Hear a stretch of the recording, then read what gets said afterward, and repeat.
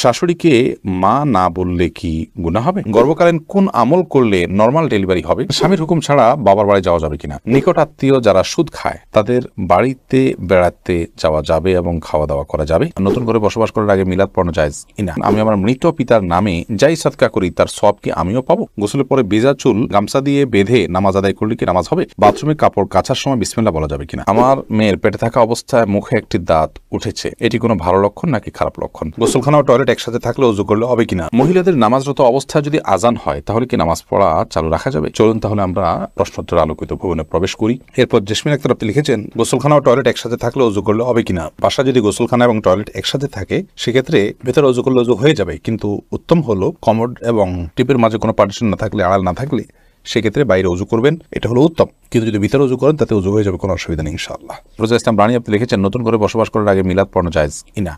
নতুন করে বসবাস করার আগে কোনো মিলাদ পড়াবেন না, এরকম কোনো নির্দেশ কোনো হাদিস আমাদেরকে দেয়নি। আপনি নতুন ঘরে ওঠার সময় বিসমিল্লাহ বলে আল্লাহর নাম নিয়ে উঠে যাবেন, এর জন্য আলাদা কোনো আনুষ্ঠানিকতা আপনাকে করতে হবে, কোনো বাধ্যবাধকতা নয়। হ্যাঁ, আশপাশের লোকজন বা এলাকার মানুষ কিংবা আত্মীয় স্বজনকে ডেকে আপনি দাওয়াত খাওয়াতে চান আপনার খুশি একটা উপলক্ষে, সেটা সম্পূর্ণ আপনার ব্যাপার, শরীরের কোনো বিশেষ নির্দেশ নাই। আর এর জন্য মিলাদের আয়োজন করতে হবে কোনো নির্দেশ ইসলাম আমাদেরকে করেনি। শিরিনা বেগম আপনি লিখেছেন, পুরুষের কি রূপার আংটি পড়তে পারবে? জি, পুরুষের রূপার আংটি পড়তে পারবে এবং এটি বিভিন্ন বর্ণনা দ্বারা সাব্যস্ত হয়েছে। এরপরে নুসরাত মাহি আপনি লিখেছেন, আমি আমার মৃত পিতার নামে যাই সাদকা করি তার সওয়াব কি আমিও পাবো? আপনার মৃত পিতার নামে যে সাদকা আপনি করবেন, আশা করা যায় আল্লাহ রাব্বুল আলামিন আপনাকেও এক্সট্রা হিসাবে তার সাদকার সওয়াব দিবেন। কারণ আপনি যেহেতু পরিশ্রম করেছেন, আপনি যেহেতু কষ্ট করেছেন, আল্লাহ রাব্বুল আলামিন সেজন্য আপনাকে বঞ্চিত করবেন না। কারণ আল্লাহ রাব্বুল আলামিন কাউকে তার পরিশ্রমকে পণ্ড বা ব্যর্থ হতে দেন না যতক্ষণ পর্যন্ত সেটি আল্লাহ সন্তোষের জন্য হবে এবং সঠিক নিয়মে হবে। এমনি ফরাদ হোসেন আপনি লিখেছেন, বাথরুমে কাপড় কাচার সময় বিসমিল্লাহ বলা যাবে কিনা? বাথরুমে কাপড় কাচার সময় বিসমিল্লাহ বলবেন, বিশেষ করে যখন কমোডের সাথে আপনার ওই জায়গার পার্টিশন থাকবে।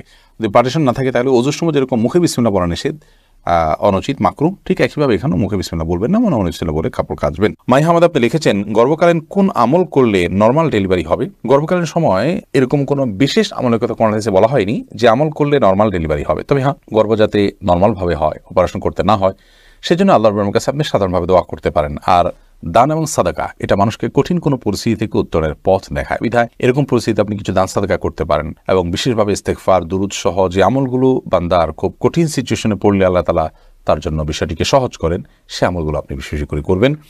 আল্লাহ তাআলার কাছে সাধারণভাবে দোয়া করতে থাকবেন। এছাড়া সুনির্দিষ্ট কোনো দোয়া বা আমল কোন হাদিস আমাদেরকে শেখায়নি যেটার মাধ্যমে নরমাল ডেলিভারি হবে। মিথিলা মলি আপনি লিখেছেন, রাস্তার পাশে কবরস্থান থাকলে নাপাক অবস্থায় গেলে কি গুনাহ হবে?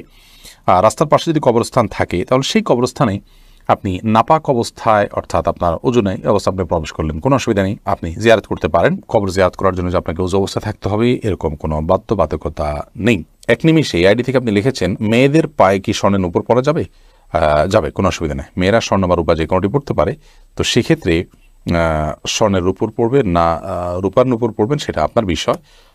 স্বর্ণ এবং রূপা এটা শরীরের কোনো অঙ্গ প্রত্যঙ্গে পড়তে নিষেধ, এমন কোনো কথা নেই। বিধায় মেয়েরা মাথায়, হাতে, কানে যেরকম স্বর্ণ পড়তে পারেন ঠিক একভাবে পায়ে নূপুর হিসাবে স্বর্ণ ব্যবহার করতে পারেন, কোনো অসুবিধা নেই। জারিফা জান্নাত আপনি দেখেছেন, গোসলের পরে ভেজা চুল গামছা দিয়ে বেঁধে নামাজ আদায় করলে কি নামাজ হবে? আমি একজনের কাছে শুনেছি এরকম করলে নামাজ হবে না, বিষয় কিছু বলে না, এরকম করে নামাজ হবে না এমন কোনো কথা নেই। আপনি একজন নারী হিসেবে আপনার পুরো শরীর আপনাকে ঢেকে নামাজ পড়তে হবে, শুধুমাত্র মুখমণ্ডল এবং দুই হাতের কবজি আপনি খোলা রাখবেন, এর বাইরে অন্য কোনো শর্ত নেই। আপনি গামছা দিয়ে ঢাকেন বা গামছা দিয়ে বেঁধে তার উপর দিয়ে অন্য একটা কাপড় দিয়ে ঢাকেন, কোনো অসুবিধা নেই। আইরিন সুলতানা মাহি আপনি লিখেছেন, টেপে ওযু করলে নিচে বালতি থাকে, ফলে ওযুর পানি বালতিতে পড়ে, সে পানি কি টয়লেটের কমোডে ঢালা যাবে?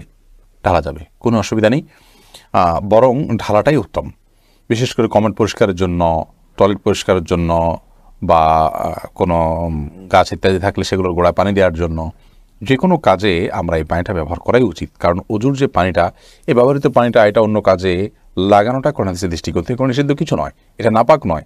আর এটা আমরা হয়তো এটার মাধ্যমে পবিত্রতা অর্জন করতে পারবো না, কিন্তু অন্য যে কোনো কাজে আমরা ব্যবহার করতে পারবো। ধরুন কমোড পরিষ্কার করা কিংবা বাথরুমের ভেতরের অংশ পরিষ্কার করার জন্য পানি ঢালতে পারি, কোনো অসুবিধা নেই, কারণ এই পানিটা নাপাক নয়। কাজল আইডি থেকে আপনি লিখেছেন, ওযু করার পরে কি আয়নায় মুখ দেখলে ওযু ভেঙে যাবে? না, কোনো অসুবিধা নেই, ওযু ভাঙবে না। সৈয়দ আবু হায়দার আপনি লিখেছেন, চেইনওয়ালা ঘড়ি পরে নামাজ পড়া কি নাজায়েজ? জানালে উপকৃত হব।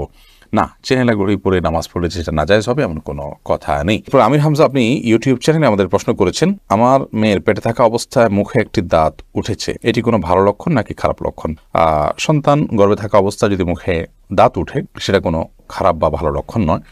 এটার ডাক্তারি কোনো ব্যাখ্যা আছে কিনা সে ব্যাখ্যা আপনি জানার চেষ্টা করবেন।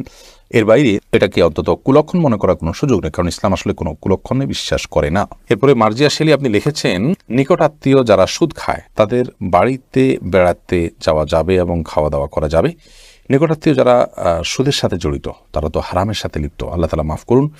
এই সুদের সাথে জড়িত হলে, হারামের সাথে যদি লিপ্ত থাকে, তাদের উপার্জন শুধুই হারাম হয়, তাহলে সেক্ষেত্রে তাদের বাড়িতে আপনি যেতে পারেন, কিন্তু তাদের খাওয়া দাওয়াটাকে কৌশল আপনি অ্যাভয়েড করবেন। আর যদি তাদের অন্য হালাল উপার্জনও থাকে, তাহলে সেক্ষেত্রে হালাল উপার্জনের পরিমাণ বেশি থাকলে আপনি সেখানে খেতে পারেন। আর যদি হারাম উপার্জন পরিমাণ বেশি থাকে, হালাল উপার্জন পরিমাণ কম থাকে, তাহলে খাবেন না।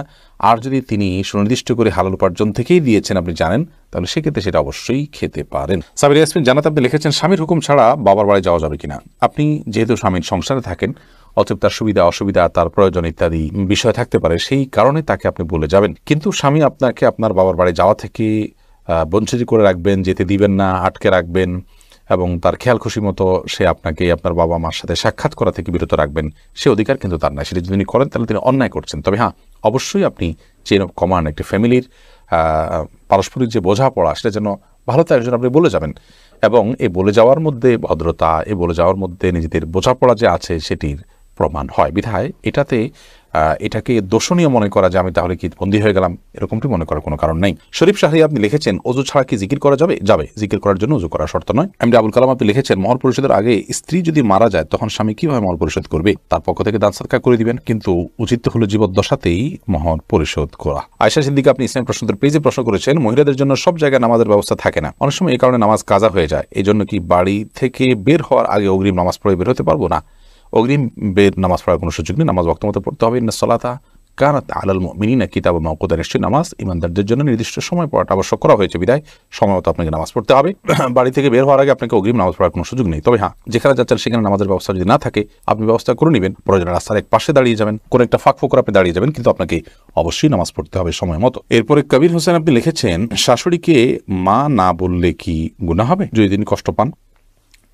শাশুড়িকে মা বললে তো গুনাহ হবে না, কারণ এটা তো আপনি গর্ভধারণকারিণী মা হিসাবে তাকে আপনি মা সম্বোধন করছেন, এটা সম্মানসূচকভাবে মা হিসাবে আপনি তাকে আখ্যায়িত করছেন। কারণ আপনি আপনার মায়ের নাম যেখানে সেখানে লিখতে হয়, সেখানে শাশুড়ির নাম কোথাও লেখেন না, তার মানে আপনি তাকে আপনার গর্ভধারণকারিণী মা হিসাবে স্বীকৃতি দিচ্ছেন না, বিধায় তাকে মা বলাতে কোনো অসুবিধা নেই। বললে তিনি কষ্ট পান, তাহলে সেক্ষেত্রে এরকম তো আর কথা নয়। যদি এরকম হয় তাহলে সেক্ষেত্রে আপনি বলবেন না। আপনি লিখেছেন প্রশ্নে, শাশুড়িকে মা না বললে কি গুনাহ হবে? না বললে তো কোনো গুনাহ হবে না।